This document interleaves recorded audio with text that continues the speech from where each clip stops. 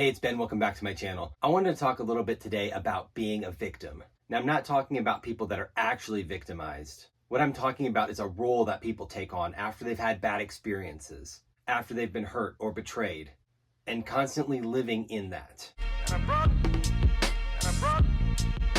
brought you all my dreams 'cause I love you. It is a temptation for all of us, of course. We've all had bad things happen to us, and we've all been tempted at time to time to take on that role of a victim, to get into the poor me mode. I can't believe this always happens to me. Why me?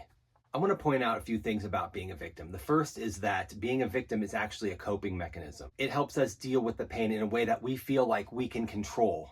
But the problem is it's not good for us in the medium to long term. And the reason for that is because it gives the power of our actions to things that are outside of our control.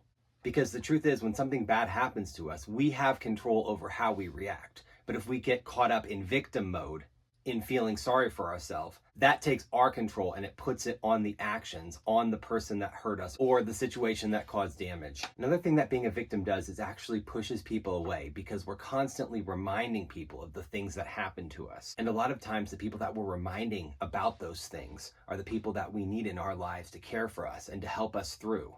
What I believe to be one of the leading factors in becoming a victim is unforgiveness. When we hold on to those things that happen to us, when we won't let go of the pain, the root of that is unforgiveness, and it leads to being a victim. So how do we overcome being a victim?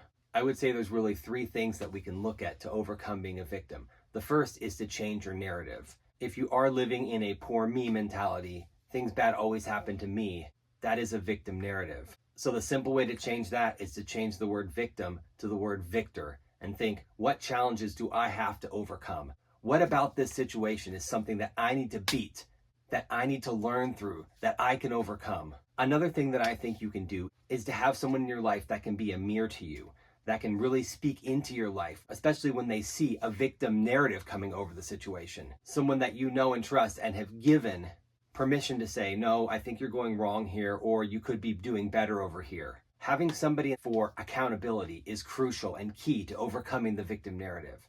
The third thing that I think you can do is develop new patterns and new ways of being. If it's something that happened about an old relationship, develop a new relationship. If it's a failure that you've had in the past, try something new. Step out, grow as a person.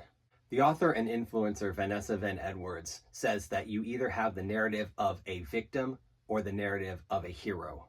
Like I mentioned before, if you have the victim narrative in your life, it's time to embrace that hero narrative. Overcome challenges. Don't let obstacles stand in your way. Figure out from day to day, what is it about this situation that I am challenged by, and how can I rise to the occasion? Thank you for watching my video. I want to invite you to consider being part of what I'm doing on this YouTube channel. There are 3 ways you can get involved. The first way, subscribe to my channel. The second way, like this video, share it with your friends. The third way, consider being a financial partner with me. On the About page of my YouTube channel, there's a link to my PayPal account. Consider a one-time gift or becoming a monthly supporter. Thanks, and have a wonderful day.